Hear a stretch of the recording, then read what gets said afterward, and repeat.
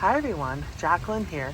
So we're finally getting some rain on the prairies and it's long overdue. It's been super dry and it's been storming all night and it's just starting to accumulate a bit.